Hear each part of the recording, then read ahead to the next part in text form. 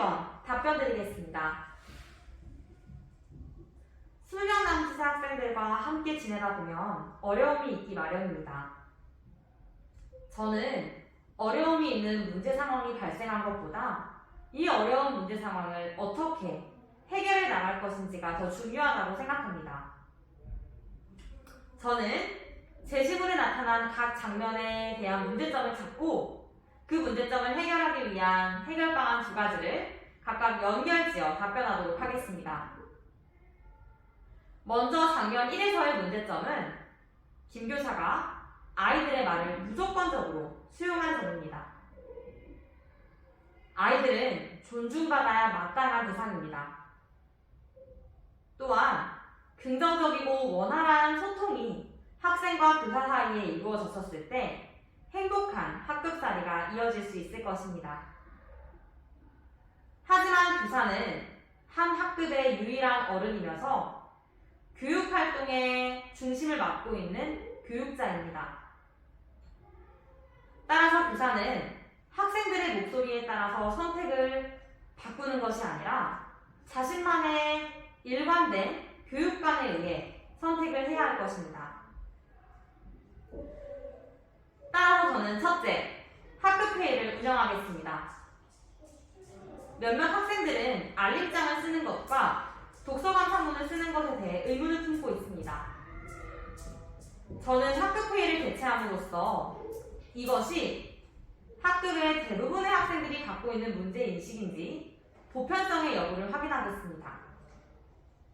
또한 학생들의 비판적 사고 능력을 강화시키기 위하여 학생들의 입으로부터 대안을 제시할 수 있도록 이끌고 또 그 대안에 대한 문제는 없는지 학생들과 함께 소통하면서 학급 운영을 이어가도록 하겠습니다.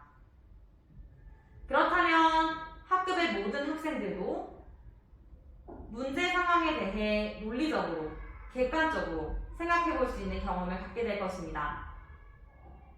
그리고 둘째, 성찰일지를 작성하겠습니다. 김 교사는 교사로서 일관된 교육관이 부족하다고 판단할 수 있을 것입니다. 따라서 김 교사는 성찰일지를 작성함으로써 자신이 교사로서 어떤 장점과 단점을 가지고 있고 어떻게 보완해 나갈 것인지 매일매일 기록해야 할 것입니다. 이러한 기록을 통해서 교사 스스로 성장할 수 있고 성장한 교사의 모습은 아이들과의 신뢰 회복에도 큰 도움이 될 것입니다. 장면 2에서의 문제점은 현장 체험형 학습이라는 중요한 학사 일정을 구두로 전달한 점입니다. 저는 이 문제 상황에 대하여 다음과 같은 2가지 해결 방안을 제시하고자 합니다. 첫째, 학사 일정을 미리 서면으로 안내하고 개별적으로 지원이 필요한 학생들을 전화 상담을 실시하는 것입니다. 먼저 학교의 중요하고 큰 학사 일정은 이전에 미리 계획되어 있기 마련입니다.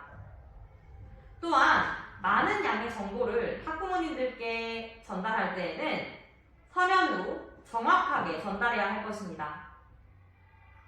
따라서 학교나 학년에서 미리 만들어 두었던 학급 안내장을 학부모님들께 서면으로 안내함으로써 정확하게 정보를 전달하겠습니다.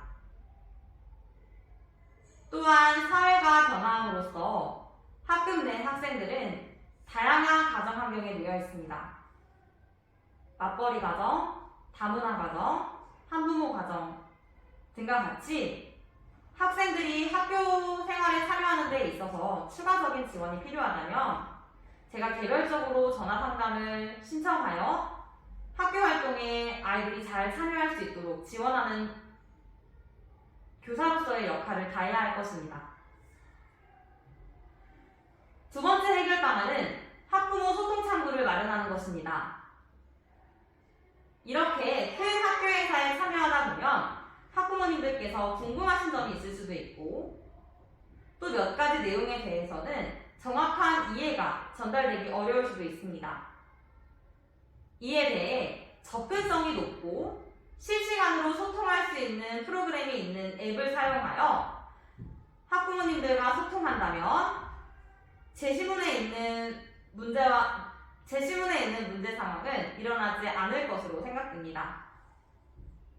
이상입니다. 구상형 2번 답변 드리겠습니다. 진정한 소통이 일어날 때 배움이 있을 것이라고 생각합니다. 저는 서로의 대화에 집중하고 도움을 받을 수 있는 대화의 과정을 상담이라고 생각합니다. 제가 백교사라면 제시문에 있는 상황에서 다음과 같은 세 가지 해결 방안을 제시하며 이러한 해결 방안을 제시한 이유를 각각 연결지어 답변 드리겠습니다. 첫째, 다리에 대한 관찰을 자세히 누가 기록하여 상담 자료로 활용하겠습니다. 단순히 상담을 진행할 때 다리가 학급에 문제를 일으키는 학생입니다. 또는 다리는 교사나 학부모님의 지원이 필요한 학생입니다. 라고 말하는 것보다 구체적으로 언제 어떠한 행동으로 인해 다리가 학교 적응을 어려워하고 있으며 교우관계 형성에 어려움이 있는지 설명한다면 학부모님이 다리의 문제 행동을 보다 정확하게 인지하고 받아들일 수 있을 것입니다. 다리의 학부모님은 그 누구보다도 다리가 학교 생활에 잘 적응하기를 원하시는 입장일 것입니다. 이 점을 고려하여 다리의 정확한 학교 생활을 전달함으로써 학부모님이 다리의 성장을 위해 지원할 수 있는 준비 단계로서 자원이 필요할 것입니다. 따라서 다리에 대한 누가 기록은 상담 자료로서 활용될 가치가 충분하다고 생각합니다. 둘째, 공감적 대화를 숙지하겠습니다. 앞서 말씀드린 상담 자료를 개별의 자료로 학부모님께 전달한다면 이는 사실 전달에 불과합니다. 학부모님과 저는 다리의 행동 개선을 위해서 학교와 가정과 연계하여 함께 지원을 해줘야 하는 조력자입니다. 따라서 학부모와 교사의 관계는 그 어떤 관계보다도 긍정적인 관계를 유지해야 할 것입니다. 긍정적인 관계를 유지하고 지속적으로 다리에게 지원을 해주기 위해서라도 공감적 대화의 숙지는 필수적일 것입니다. 마지막으로 셋째, 구체적인 해결 방안을 마련할 것입니다. 예를 들어 학급 내에서 회복적 생활교육 패러다임을 적용하여 학급 친구들과 함께 다리의 문제 행동을 개선시키기 위해 어떠한 활동들을 진행할 것인지, 또 교내에 있는 위클래스라는 프로그램을 소개하면서 상담 선생님과 함께 할 수 있는 상담 프로그램이 있음을 안내하면서 교사가 학생의 학교 적응을 위해 다양한 해결 방법을 가지고 있는 전문가라는 사실을 인지시키기 위해 구체적인 해결 방안을 마련할 것입니다. 이러한 해결 방안을 제시한다면 다리에게 구체적인 지침을 어떻게 주어야 할지 모르겠는 학부모님들도 도움을 받을 수 있고, 교사 개인으로서 전문성도 신장할 수 있을 것이기 때문입니다. 교사와 학생, 학부모는 교육의 중요한 세 주체입니다. 이 세 주체가 협력했었을 때 진정한 배움과 성장이 일어날 수 있다고 생각합니다.